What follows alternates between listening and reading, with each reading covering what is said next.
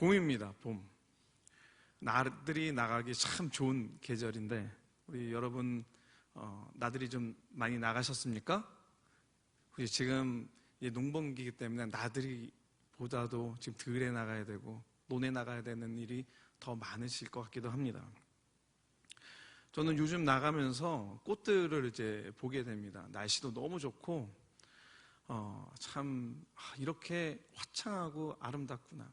엊그제가 그 추웠던 겨울이었는데 그 겨울이 다 지나간 거를 이제는 좀 느끼게 되더라고요. 어느 분이 저한테 물어봅니다. 목사님, 내복은 벗으셨어요? 그래서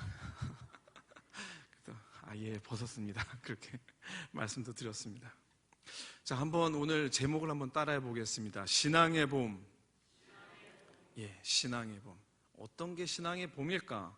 오늘 한번 파릇파릇한 색싹이 나듯이 우리 신앙에도 신앙의 봄이 어떻게 하면 일어날 수 있을까? 함께 같이 나누었으면 좋겠습니다. 오늘 같이 나누는 말씀에 이제 세 가지 관점을 먼저 말씀드리고 시작하려고 합니다. 첫 번째는 죽어있는 신앙이 살아나기 위한 이른비와 늦은비. 따라합시다. 이른비, 늦은비. 이 두 가지를 한번 해보고요. 그리고 두 번째는 알곡이 되기 위해 단단한 겉껍질을 준비하라. 알곡이 되기 위해 단단한 겉껍질을 준비하라. 그리고 세 번째는 그 섭리 안에 열매를 기대하라. 이 세 가지를 가지고 은혜를 나누고자 합니다. 첫 번째입니다. 죽어있는 신앙이 살아나기 위한 이른비와 늦은비. 자, 이제 봄이 되고 이 철원에도 봄이 왔습니다. 맞죠? 예, 맞습니다. 그리고 아래 지역보다는 좀 늦게 시작되는 봄인 것은 분명한 것 같습니다. 지난 3월 30일 이제 부활절 퍼레이드가 있었잖아요. 그때 이제 우리 교회 우리 담임 목사님과 여러 성도님들 그리고 십자가 대행진을 준비하기 위해서 우리 많은 교우들이 함께 모여서 이제 광화문으로 가기 시작을 했어요. 차 안에서 떨리는 거예요. 가면 어떻게 할까? 정말 하나님께서 우리에게 은혜 주셔서 우리가 가면은 우리는 어떤 모습일까? 얼마나 모일까? 가늠이 잘 안 됐어요. 그러니까 그런 마음으로 이제 내려가고 있는데 이제 서울, 이제 의정부를 좀 지나서 이제 서울을 좀 들어가 보려고 하는데 그 내부순환로였던 것 같아요. 내부순환로 딱 들어섰는데 차 안에 제가 이제 운전하고 있는 차 안에 있는 분들이 서울에 들어서자마자 그 내부순환로 들어서자마자 탄성을 지르기 시작하는 거예요. 야, 까르르 하고 웃고 막 난리가 났어요. 꽃 좀 봐, 꽃! 그러는 거예요. 꽃이 얼마나 이쁜지 옆에도 꽃이 폈다 그리고 저쪽에도 꽃이 폈다 그리고 지나가다가 이제 개나리가 확 피어오른 거 보고서 완전히 노랗게 탄다, 타! 그러는 거예요. 탄다는 표현은 저는 처음 들어본 것 같은데 붉게 탄다는 건 들어봤는데 노랗게 탄다는 건 처음 들어본 것 같습니다. 자, 조금 전까지만 해도 뒤에서 십자가 뒤에서 이 스카프를 어떻게 매야지 되나 막 이렇게 하고 계셨는데 갑자기 꽃이 나타나니까 그거는 온데간데 없고 십자가는 생각이 안 나고 꽃만 바라보게 됩니다. 웃음꽃이 활짝 피는 거예요. 너무 좋았어요. 왜? 이 꽃 정말 봄이 왔다라고 하는 것을 내려가면서 느꼈기 때문입니다. 개나리가 얼마나 아름답게 폈는지 또 우리 마음이 환해지는 그런 순간을 저는 이제 같이 느끼게 됐습니다. 자, 그리고 그 후에 이제 며칠이 지나니까 저도 이제 포천도 잠깐 내려갔다 오고 하니까 꽃이 이제 진짜 올라오더라고요. 올라오는 게 느껴지더라고요. 그리고 이 철원에서도 환한 꽃들이 이제 곳곳에 핀 것들을 보게 되었습니다. 또 날씨가 좋으니까 교회를 오는데도 기쁘고 너무 즐겁고 하나님께 감사하게 되었습니다. 그래서 이 마음을 좀 담아서 시 한 소절을 한번 낭독해 드리고자 합니다. 한번 들으시면서 봄을 한번 느껴봤으면 좋겠습니다. 자, 제목은 개나리입니다. 이혜인님. 눈웃음 가득히 봄 햇살 담고 봄 이야기 너무 하고 싶어. 잎새도 달지 않고 달려나온 내 잎에 별꽃, 개나리꽃, 주체할 수 없는 웃음을 길게도 늘어뜨렸구나. 내가 가는 봄맞이길 앞질러가며 사라피는 기쁨을 노래로 엮어내는 샛노란 눈웃음 꽃. 꽃이 많이 느껴지시나요? 봄이 느껴지십니까? 자, 만물이 소생하는 계절이라는 것을 우리가 피부로도 지금 느끼고 있습니다.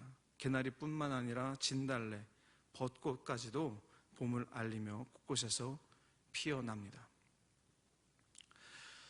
철원 들녘에도 모판을 이제 준비하시기 위해서 이제 경작을 시작하고 또 이 땅을 갈아엎는 일들을 지금 하고 있는 것들을 보게 되었습니다. 정말 놀랍기만 한 순간이라고 저는 생각이 되어집니다.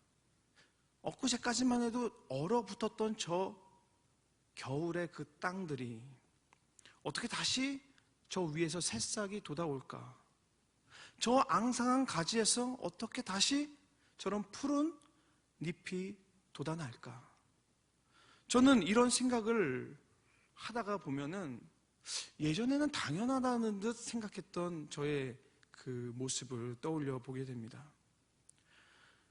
한번 생각해 보시죠. 우리가 지난 겨울 또 매해마다 겨울이 얼마나 춥고 얼어붙었는지 여기에 계신 성도님들이 저보다 더 잘 아실 것입니다. 그 추위에서 살아남을 수 있는 생물이 있었을까? 메마르고 또 까칠까칠한 나무, 그 나무들이 이 겨울에 얼어 죽었어 라고 해도 우리는 사실 이상해 여기지 않을 겁니다. 그저 죽었나 보다 라고 생각하고 아이고 저거는 얼었네, 저건 말랐네, 그냥 그 정도만 생각했던 것 같아요. 그런데 야, 저기에서 다시 잎이 돋아날 거야, 이 생각을 우리는 늘 보아왔기 때문에 그것을 기적이 아니라 늘 있어 왔던 것으로 보게 됐던 것이었습니다. 그런데 생각해보면 매해마다 하나님은 우리에게 그 놀라운 기적을 보여주고 계십니다. 해마다 놀라운 기적이 이루어지니까 그것이 기적이 아니라 당연한 현상으로 우리가 받아들일 때가 있습니다.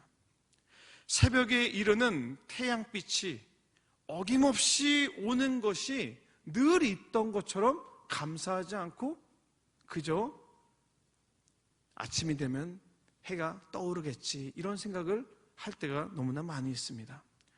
호세아서 6장 3절입니다. 같이 읽겠습니다. 그러므로 우리가 여호와를 알자, 힘써 여호와를 알자. 그의 나타나심은 새벽빛같이 어김없나니 비와 같이 땅을 적시는 늦은 비와 같이 우리에게 임하시리라 하니라. 새벽빛같이 어김없이 오시는 하나님의 은혜가 어느 순간부터는 당연한 듯한 은혜로 생각할 때가 있었습니다. 그러나 성경에서는 이 새벽 빛을 주시고 또 이른 비와 늦은 비를 주시면서 하나님께서 주시는 것이고 하나님께서 이루시는 것이고 우리가 그 섭리 안에 들어가 있는 거라는 것을 분명히 말씀해 주고 계십니다. 자, 성경에는요 이제 이른 비하고 늦은 비에 대해서 얘기하고 있어요. 근데 이 이른 비와 늦은 비는 사실 우리나라 계절하고는 약간은 거리가 있습니다. 왜냐하면 건기와 우기 이 두 가지의 계절이 강하게 발생하는 지역에서 이제 이른 비와 그리고 늦은 비가 얼마나 소중하고 귀한지를 우리가 알 수 있기 때문입니다. 성경에서는 이스라엘과 같이 이제 지중해성 기후의 영향을 받거나 또한 우리가 동남아시아 같이 열대성 기후를 가진 곳에서 우기와 건기가 있고 거기에는 반드시 비가 내리는 시점이 상당히 중요하다는 것을 알 수가 있습니다. 자, 이른 비는 어떤 비일까? 이른 비는 건기가 끝나고 이제 바짝 마른 곳에 땅을 적셔서 부드럽게 만들어주는 비입니다. 그리고 그 비가 한 번 내리는 게 아니라 촉촉히 몇 번 더 내려줘야 돼요. 그 다음에 그곳에 하나님께서 우리에게 일을 하실 수 있게끔 도와주셔서 파종을 합니다.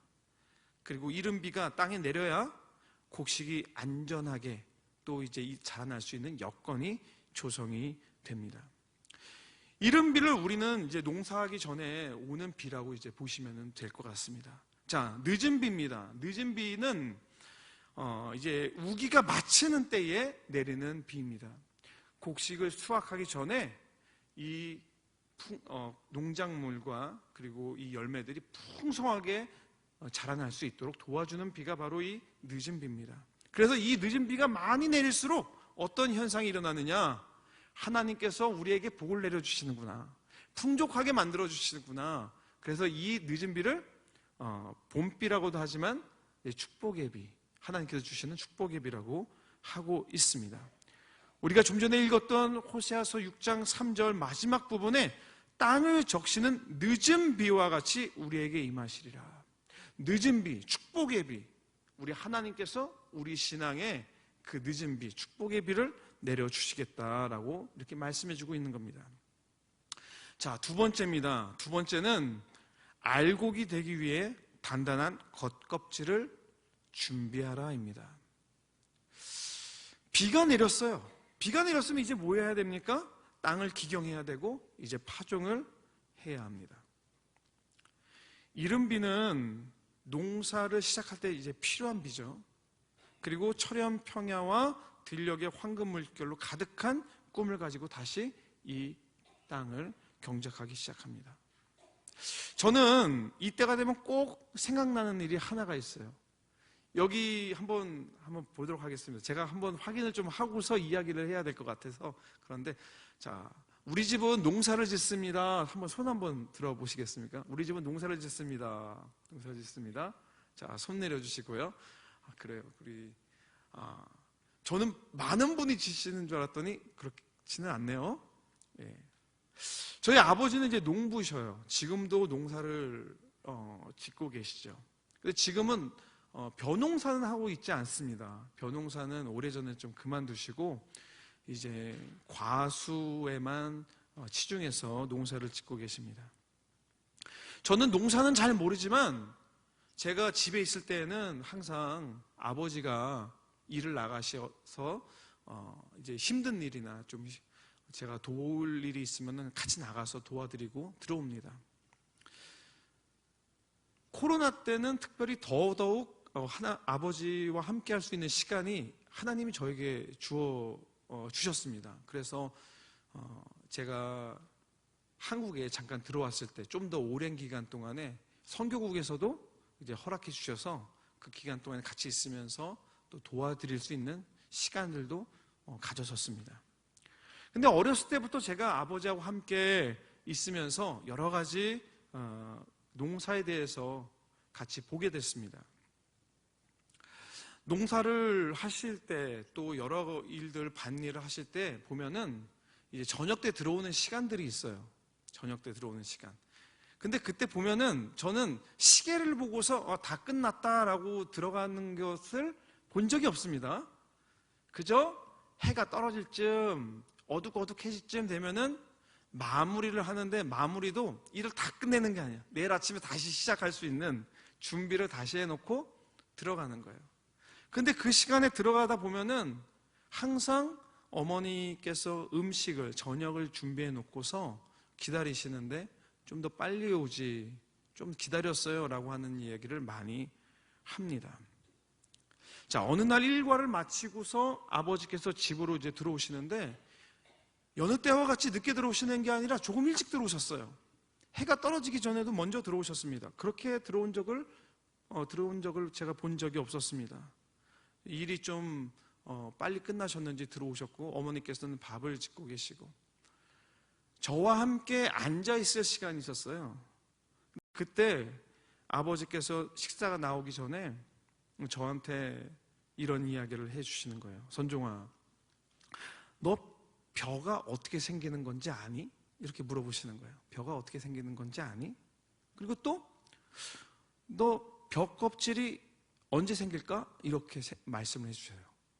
한 번도 생각해 본 적이 없어요, 사실. 벼가 언제 생기는지 먹기만 했지 이게 언제 생기는지 생각해 본 적이 없었습니다. 그냥 을에 벼 농사를 지으면 벼가 잘 자라서 수확하는 거고, 과일 농사를 지으면 과일이 잘 자라나서 수확하는 거지, 그렇게 단순하게 생각을 했어요. 벼가 어떻게 생기나? 저는 생각해 본 적이 없었습니다. 그리고 어려운 질문이었습니다. 근데 그때 저한테 이렇게 말씀해 주시는 거예요. 해가 떨어지면서 어둑어둑했을 때 아마 오늘이나 내일쯤 될 거야. 오늘이나 내일쯤. 자, 벼는 껍질이 먼저 나온다 그러시는 거예요. 벼는 껍질이 먼저 나온다고. 해가 한 10시쯤 뜨면 이 껍질이 입을 벌리기 시작해 그래요. 10시가 되면 입을 벌린다는 거예요. 무슨 말이지? 그리고 기가 막히게 어디선가부터 그 날은 어딘가에서부터 바람이 많이 불어. 그리고 바람이 불면서 그 껍질이 열린 상황에서 수정이 되는데 그게 단 하루, 그 한 날, 한나절에만 이루어진다. 그리고 딱 2시쯤 되면은 이게 다물어지기 시작해. 다물어져서 이렇게 입을 딱 다물고 여기가 꽉 막히고 단단하게 굳어지기 시작을 한다. 그리고 이 안에서 수정된 게 점차 자라나서 이 껍질을 가득 채우면 알곡이 되는 거야. 이렇게 설명을 해주시는 거예요.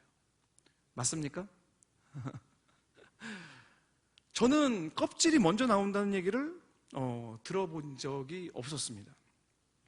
농사는 참 신기한 것 같습니다.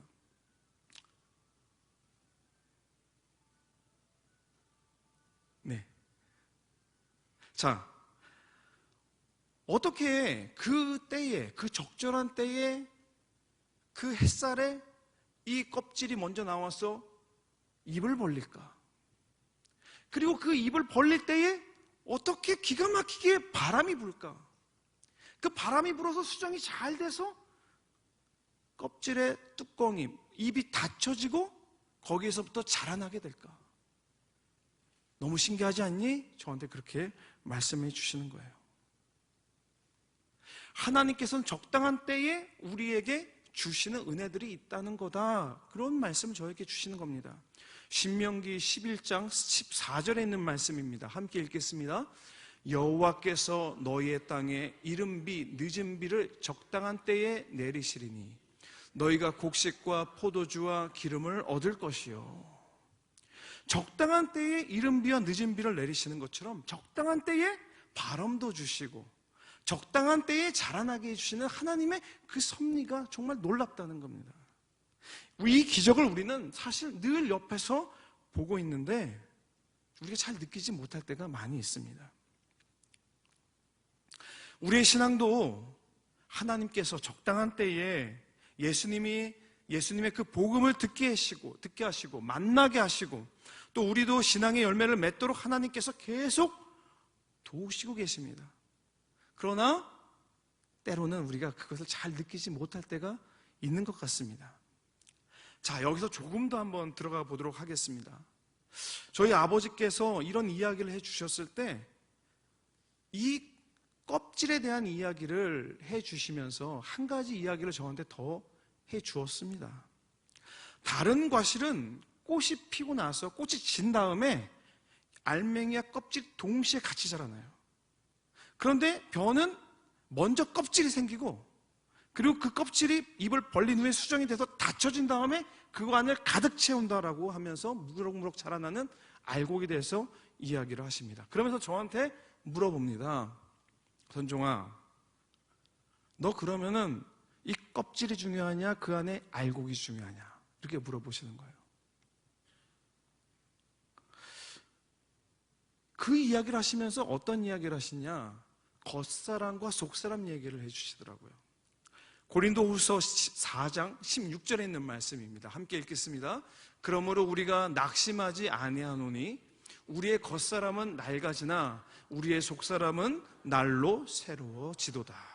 아멘. 사실 이 말씀에서의 의미는 겉사람은 겉으로만 흉내내는 그런 신앙인이 되지 말아라, 진실로 믿는 사람이 되자는 의미죠. 그리고 속사람으로는 그 진실함을 더 풍성하게 영적으로 성숙한 사람이 되라는 의미로 말씀해 주셨던 거지, 겉사람을 이제 업신여기지 말라, 업신여기라는 그런 이야기는 아니었던 것 같습니다. 그런데 어느 순간 우리가 이 말씀을 듣다 보면 겉사람은 악한 것, 속사람은 선한 것으로 표현할 때가 많습니다. 저도 그렇게 이해할 때가 많았습니다. 그러면서 더불어 알곡과 쭉정이의 이야기를 해 주십니다. 마태복음 3장 12절에 있는 말씀입니다. 함께 읽습니다. 손에 키를 들고 자기의 타작마당을 정하게 하사 알곡은 모아 곳간에 들이고 쭉정이는 꺼지지 않는 불에 태우시리라. 자, 목사님들께서 이런 이야기를 많이 하시죠. 알곡이 되고 쭉정이는 되지 말라고. 알맹이로 가득 찬 알곡이 되라고 설교하시는 거 우리가 많이 듣게 되는데, 알곡이 풍성하게 잘 되기 위해서는 반드시 껍질의 역할이 중요합니다. 자, 아까 말씀드렸듯이 껍질이 오후 한 2시쯤 되면 이렇게 탁 닫아요. 근데 올 때 꽉 잘 봉합이 잘 돼야지 나중에 안에서 이 알곡이 커져서 꽉 채웠을 때 더 커지더라도 이게 힘이 강력해서 이게 터지지 않는 거예요. 근데 이게 잘 닫혀지지 않으면 터져가지고 뭐가 됩니까? 쭉정이가 됩니다. 쭉정이가. 껍질은 상당히 중요하다는 것을 아버지는 저에게 말씀해 주셨어요. 농사를 짓다 보니 하나님 말씀이 이렇게 이해가 되더라 말씀해 주시는 거예요. 겉사람도 중요한데 속사람도 중요하고 겉사람도 중요하다는 말씀을 저에게 해주시는 거예요. 속사람이 되기 위해서 겉사람도 풍성하게 그리고 넉넉하게 잘 돼야 된다, 이 말씀을 해주시는 겁니다. 자, 그러면 껍질은 무엇일까요? 껍질은 몸도 건강해야 되고 가정과 직장과 사업장도 건강해야 되고 또 교회 신앙생활도 건강하게 된다면, 그런 건강한 겉껍질이 있다면 그 안에 알곡으로 차고 넘치는 우리의 신앙의 은혜와 부흥의 기쁨, 또 교회를 믿지 않는 사람들이 우리 안으로 몰려오는 그 알곡의 기쁨들이 차고 넘치게 될 줄 믿으시기 바랍니다. 우리의 신앙에 알곡이 되려고 하는 나의 신앙의 껍질, 나의 겉사람은 얼마만큼 이 신앙의 봄에 성장할 수 있을까? 이 마음을 한번 같이 나눴으면 좋겠습니다. 속사람이 잘 자라기 위해서는 겉사람도 중요합니다. 신앙의 계절에 우리가 하나님의 말씀을 반드시 받고 자라되 나의 겉사람도 속사람도 나의 신앙의 알곡도 나의 신앙의 껍질도 튼튼하게 잘 자라서 하늘의 놀라운 상급과 신앙의 기쁨도 함께 누리시기를 주님의 이름으로 축원합니다. 자, 세 번째로 그 섭리 안에 열매를 기대하라입니다.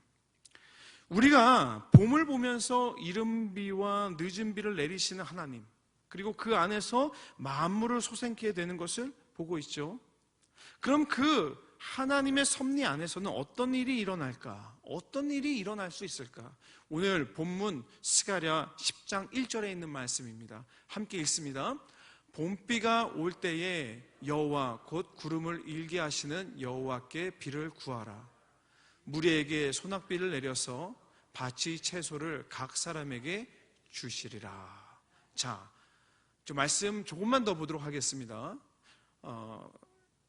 봄비가 올 때에, 이 봄비가 올 때에 여호와 곧 구름을 일게 하시는 여호와께 비를 구하라고 하셨습니다. 무리에게 소낙비를 내려서 밭의 채소와 각 사람에게 주신다고도 하셨습니다. 그런데 제가 이 신앙의 그 섭리 안에 있게 있어야 기대할 수 있다라고 하는 것은, 이 봄비가 올 때 우리가 무엇을 해야 됩니까? 가만히 있으면 안 되는 거고, 이 봄비가 올 때에 하나님께서 주시는, 또 구름을 일게 하여 주셔서 비를 주시는 하나님, 또 자라나게 하여 주시는 하나님을 기대하면서 경작을 해내야 된다는 겁니다. 그 섭리 안에 있다면 말이죠. 사랑하는 여러분, 이제 우리가 이 봄 기운이 솟아날 때 우리가 또한 예배를 드리고 또 하나님께 감사하는 그런 계절이기도 합니다. 이때 우리가 영적인 풍성한 열매와 수확을 기대하려면 우리의 안과 밖, 겉까지도 준비가 잘 되어야 할 줄 믿습니다. 봄비는 우리에게 늦은 비 그리고 축복의 비며 우리가 지난 겨울에 움츠려 있던 그 나무에서 새싹이 움트듯 우리 신앙의 생명력에 힘을 불어넣어 주시는 그 성령님의 비인 줄 믿으시기 바랍니다. 여러분은 한 알의 알곡들입니다. 자, 옆에 있는 분들에게 한번 축복해 주셨으면 좋겠습니다. 당신은 하나님의 알곡입니다.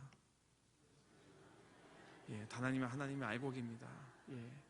알곡이 풍성해지기 위해서는 우리가 서로 축복도 해야 되고 서로 함께 격려도 해야 될 것입니다.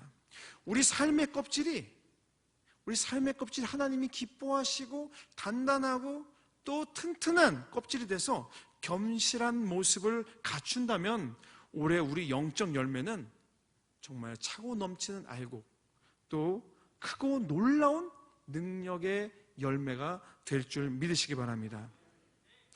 오늘 시간의 말씀에서 구름을 일게 하시는 여호와께 비를 구하라고 했습니다. 그 여호와께 비를 구하라고 하는 것은 이제 비를 내려주셔야 된다는 거죠. 하나님께서 비를 내려주셔야지 일을 할 수 있다는 겁니다. 제가 선교지에서 이 농사를 짓는 사람들을 봤습니다. 수로가 없어요. 수로가 없다 보니까 어디만 쳐다보면 하늘만 쳐다봅니다. 하늘에서 비가 내릴 때만 쳐다보고 비가 충분히 내려지면은 그 논을 이 비가 물이 나가지 않도록 잘 막고 그리고 그곳에다가 이제 경작을 하기 시작을 합니다.